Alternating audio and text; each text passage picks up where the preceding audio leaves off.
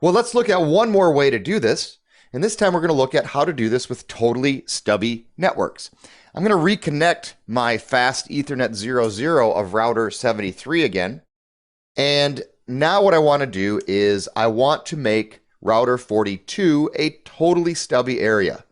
So let's take a brief look at our drawing again and see what we're trying to accomplish. For our totally stubby network here, what I want to do is make area 42 totally stubby. In order to do that, I need to tell every single router, including the area border router, that it is in a totally stubby network. Totally stubby networks mean that router 42 will only receive a default route from our layer 3 switch. Let's take a look at how to do that. We're going to start with router 42 here, and I'm going to move into config mode, and we're going to say router OSPF 10. And what I do is I say area 42 stub no summary. So area 42 stub no summary, what that's going to do is it's going to tell area 42 that it is no longer a regular area. Now it is a totally stubby area, but in order for a router in OSPF to neighbor up, all of the routers in that area have to have the same stub flag in the OSPF hello packet. All right, so in our OSPF hello packet, there is a field in there to determine what type of area OSPF is in, whether it's totally stubby or not so stubby or a stub area. So here we have a totally stubby area. We're not going to neighbor up again with the layer 3 switch until the layer 3 switch gets the config for the totally stubby area. So we'll log in now to my layer 3 switch. So now that I'm on the layer 3 switch, we'll move into config mode. Say router OSPF 10. And here we're going to issue the same exact command we issued on area 42 router. We're going to say area 42 stub no summary. And now both routers have the same stub config flag, and we should see OSPF now rebuild that neighbor relationship. There is our neighbor relationship that was rebuilt with router 42.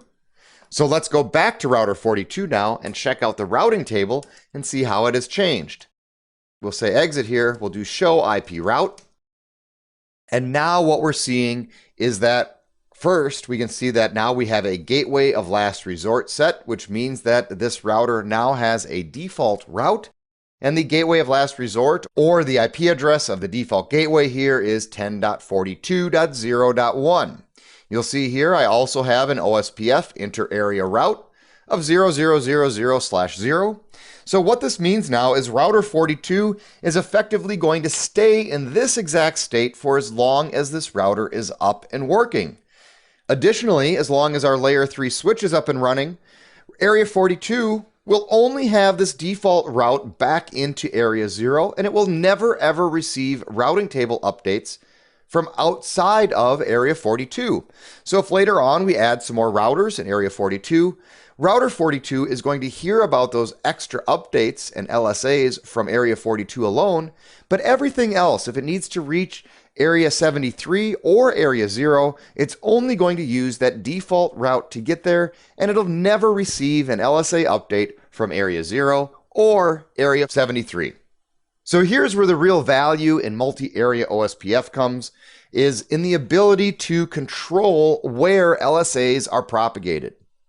One of the things I notice in education about OSPF is that when students and newbies first learn OSPF, we oftentimes see it as such a remarkable thing that it can automatically propagate routes for us that we forget that we are the network administrators of our networks, and it is up to us, the network engineers, to determine how we want traffic to move through our system.